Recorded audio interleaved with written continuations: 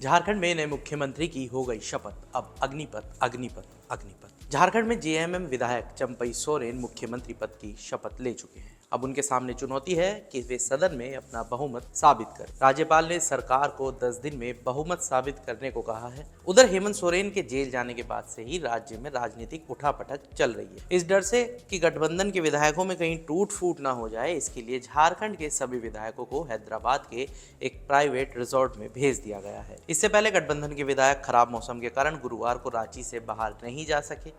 उन्होंने एक दिन का इंतजार किया और शुक्रवार को चंपई सोरेन के मुख्यमंत्री पद की शपथ लेने के बाद विधायकों को हैदराबाद के लिए रवाना कर दिया गया। गठबंधन को आशंका है कि बीजेपी विधायकों को तोड़ने की कोशिश कर सकती है और विधायकों को तेलंगाना की राजधानी हैदराबाद इसलिए भेजा गया है क्योंकि राज्य में कांग्रेस की सरकार है और गठबंधन में कांग्रेस और आरजेडी के विधायक भी शामिल है। चंपई के साथ कांग्रेस के आलमगीर आलम और आरजेडी के सत्यानंद भोक्ता ने भी मंत्री पद की शपथ ली। गठबंधन के एक वरिष्ठ नेता ने कहा कि भले ही चंपई सोरेन ने मुख्यमंत्री पद की शपथ ले ली है, लेकिन उन्हें फ्लोर टेस्ट में बहुमत साबित करना होगा।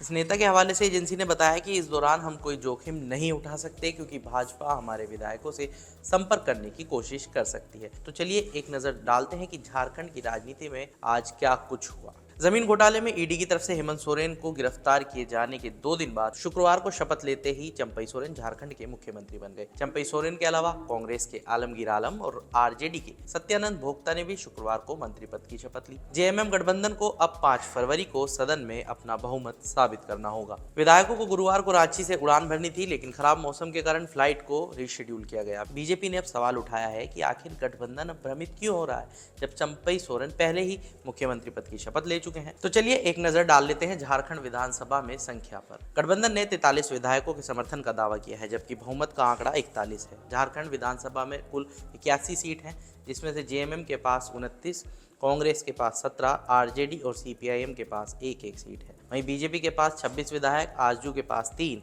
और निर्दलीय व अन्य को मिलाकर 3 और विधायक हैं। उधर हेमंत सोरेन को शुक्रवार को डबल झटका लगा। स्पेशल पीएमएलए अदालत ने उन्हें 5 दिन की ईडी हिरासत में भेज दिया है। हेमंत सोरेन ने अपनी गिरफ्तारी के लिए सुप्रीम कोर्ट का भी रुख किया, लेकिन वहां से भी उन्हें निराशा हाथ लगी और शीर्ष अदालत ने कहा कि वो इसमें हस्तक्षेप नहीं कर सकती। साथ ही उन्हें राय दी कि भाई आपको झारखंड हाई कोर्ट जाना चाहिए। हेमंत सोरेन की तरफ से पेश हुए वकील ने अपील की कि पूर्व मुख्यमंत्री को जेल में रहने की अनुमति दी जानी चाहिए क्योंकि उनकी सुरक्षा को लेकर काफी चिंताएं हैं। उधर देर शाम झारखंड के लगभग 40 विधायक 2 फ्लाइट से बेगमपेट एयरपोर्ट पहुंचे, जहां एआईसीसी तेलंगाना प्रभारी दीपा दास मुंशी और राज्य परिवहन मंत्री पोन्नम प्रभाकर ने विधायकों का स्वागत किया। इन विधायकों को हैदराबाद के भारी इलाके में लियोनिया रिसोर्ट में ठहराया गया है। कुछ रिपोर्ट्स की माने तो इन विधायकों के लिए रिसोर्ट में 70 कमरे बुक किए गए हैं। वैसे तो विधायक 40 के करीब बताए जा रहे हैं, लेकिन कमरे 70 बुक किए गए हैं। विधायक इस वीकेंड रिसोर्ट में ही रहेंगे। फ्लोर टेस्ट से पहले उन्हें रांची वापस लाया जाएगा। झारखंड से अब आते हैं उत्तर प्रदेश की तरफ, जहां हाल ही में समाजवादी पार्टी ने लोकसभा चुनाव के लिए 16 उम्मीदवारों की अपनी पहली लिस्ट जारी करके कांग्रेस की टेंशन बढ़ा दी थी। हालांकि समाजवादी पार्टी के वरिष्ठ नेता रामगोपाल यादव ने शुक्रवार को कहा कि कांग्रेस और उनकी पार्टी के बीच उत्तर प्रदेश में सीट बंटवारे की बात फाइनल हो गई है। उन्होंने कहा कि लोकसभा चुनाव के लिए सपा जल्द ही और भी उम्मीदवारों के नाम घोषित करेगी। वहीं पश्चिम बंगाल में ममता बनर्जी कांग्रेस से कुछ ज्यादा ही रूठी हुई लग रही है।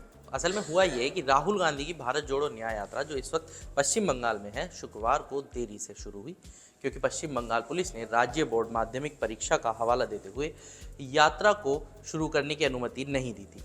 हालांकि ये परीक्षा सुबह 10 बजे शुरू होने वाली थी। इस सब की वजह से राहुल की यात्रा तय समय से कुछ घंटे देरी से मुर्शिदाबाद जिले में फिर से शुरू हुई। इस पर कांग्रेस नेता अधीर रंजन चौधरी ने सवाल उठाते हुए कहा कि मुझे समझ नहीं आ रहा कि अगर छात्र एग्जाम सेंटर में पहुंच जाते हैं और उसके बाद हम अपनी यात्रा को शांतिपूर्वक निकाल लेते हैं तो इसमें इनको क्या समस्या है। इसके अलावा ममता दीदी ने शुक्रवार को एक बार फिर कांग्रेस पार्टी के मजे ले लिए। उन्होंने कहा कि मुझे नहीं लगता कि कांग्रेस लोकसभा चुनाव में 40 सीट भी हासिल कर पाएगी। दरअसल ममता ने कहा कि मुझे शक है कि आप 40 सीट भी जीत पाएंगे। मैं 2 सीटें आपको दे रही थी, उन्हें आपको जीतने भी देती, लेकिन उन्होंने मुझसे ज्यादा सीट की मांग की तो मैंने कहा ठीक है, आप सभी 42 सीटों पर चुनाव लड़े। बस उसके बाद से हमारी और उनके बीच कोई बातचीत नहीं हुई। तो आज के इस चुनावी चौपाल में इतना ही। बाकी तमाम बड़ी खबरों के लिए जुड़े रहिए मनी कंट्रोल हिंदी के साथ। आप हमारे यूट्यूब चैनल को सब्सक्राइब करें, फेसबुक पेज को लाइक करें और व्हाट्सएप चैनल के जरिए भी अब आप हमारे साथ जुड़ सकते हैं, जिसका लिंक आपको कमेंट बॉक्स में ज़रूर मिलेगा। साथ ही साथ कमेंट बॉक्स में आप हमें अपनी राय भी ज़रूर दें। तब तक के लिए धन्यवाद।